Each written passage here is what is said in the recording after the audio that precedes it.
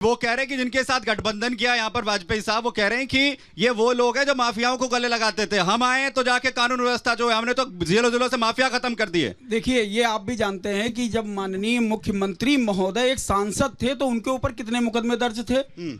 ये आपने कभी उनसे पूछा कि वो मुकदमे गए कहां? आप आखिर किस बिहाफ पे आप कह सकते हैं कि कौन अपराधी है? मुकदमे के आधार पे ही कहा जा सकता है। वो तो ये कह रहे हैं कि जो गले लगाते थे वो अब वोट मांग रहे हैं, और अब जो जनता है इस वक्त उत्तर प्रदेश की, वो जब मर्जी जहां चली जाए, सारी कानून व्यवस्था हमने पूरी तरीके से जो है चुस्त दुरुस्त कर दी। अभी मैं आपको बताऊं, परसों प्रधानमंत्री जी आए थे, आज मुख्यमंत्री आए थे। बिस्वा तहसील पड़ती है, बिस्वा विधानसभा है, मंगरैया बाजार जो व्यस्ततम बाजार है। दोपहर में वहां चैन स्नैचिंग महिलाओं के साथ हुई है। आप इस चीज पे देखिए, सुरक्षा नाम की बिल्कुल कोई चीज है ही नहीं। वो सिर्फ और सिर्फ आपको उनकी फाइलों में दिख रहा है।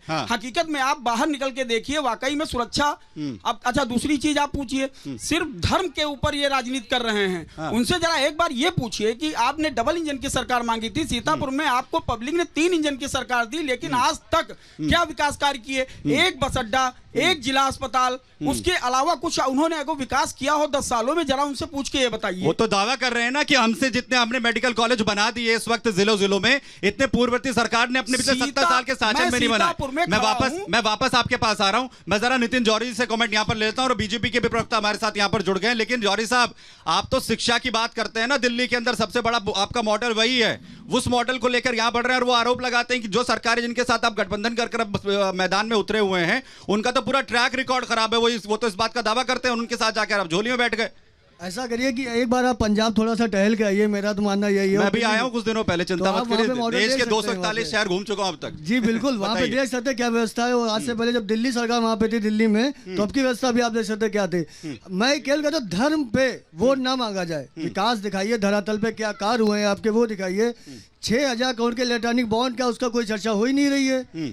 आपकी होर्डिंग अभी भी चली, उस पर कोई चर्चा हो ही नहीं रही है। मंगलसूत्र चल रहा है, उस पर कोई चर्चा हो ही नहीं रही है। क्या चल रहा है? आप विकास दिखाई दे रहे, कितनी रोडें बनी। वो कह रहे हैं ना, तो आए खुद गृह मंत्री अमित शाह आए थे, और उन्होंने दावा ये किया कि जिस तरीके की योजनाएं इस वक्त सीतापुर में पिछले 10 सालों में आई हैं, वो पिछले जो 70 सालों में जो नहीं लाया। मेरे पास जो नाम आया है, भाजपा प्रवक्ता जो हमारे साथ जुड़े, आशीष कश्यप जी हमारे साथ यहां पर जुड़ गए। बड़ी देर कर दी आपने आने में, क्योंकि आपके जो तमाम विपक्षी हैं वो दावा कर रहे हैं कि भले ही ये कितने ही गुणगान अपने गा रहे हो, लेकिन जो धरातल पे कुछ स्थिति नहीं है, जरा सिर्फ कागजी बातें हो रही हैं सारी। आशीष जी, पहले तो मैं आप सबसे क्षमा प्रार्थी हूं कि विलंब से आया, क्योंकि कल माननीय उप मुख्यमंत्री केशव प्रसाद मौर्य जी का कार्यक्रम है, युवा सम्मेलन है, उसकी तैयारियों के नाते मैं देर में आ पाया, इसलिए मैं आप सबसे क्षमा प्रार्थी हूँ जी। जो बात करते हैं विकास की, आज जनता ने उनको जवाब दे दिया है कि मोदी जी के विकास में भारत सशक्त हो रहा है। आप विजन अभी 2024 का विजन नहीं बना पा रहे। हमारे माननीय प्रधानमंत्री जी 2047 का विजन लेकर के चलते हैं। उनका विषय है कि कैसे 2047 तक भारत विकसित होगा। आप जब रोडों पर निकलते हैं तो आपको दिखता होगा किस प्रकार का सड़क के मामले में डेवलपमेंट भारतीय जनता पार्टी की सरकार ने किया है।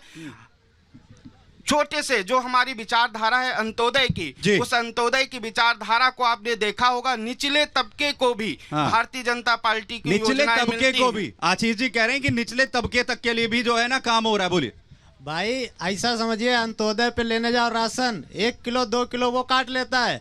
आपकी सरकार कहाँ है? और जिस भी पुलिस अधिकारी, जिस भी संस्थान में चले जाओ, किसान सम्मान निधि मिलती है, जब तक आप उसको आधा पैसा नहीं दोगे नहीं बनेगी। मैं दावा ठोक के कहता हूँ, और मैं किसान हूँ और मैं छात्र भी हूँ।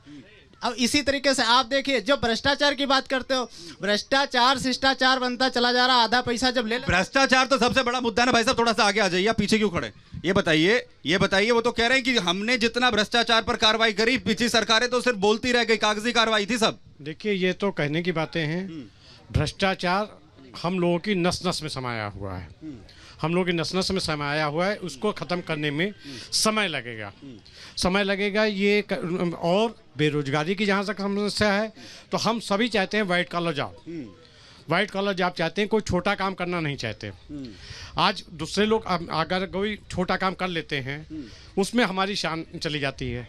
हमें चाहिए एसी कमरा चाहिए, एसी कमरे में हमको जॉब मिले, गवर्नमेंट आए हमको खाना। सरकार जो दावा कर रही है कि काम आ रहा है, हम लगातार व्यवस्था को आगे बढ़ा रहे, बेहतर कर रही है क्या? व्यवस्था जनसंख्या के आधार पे होगी ना।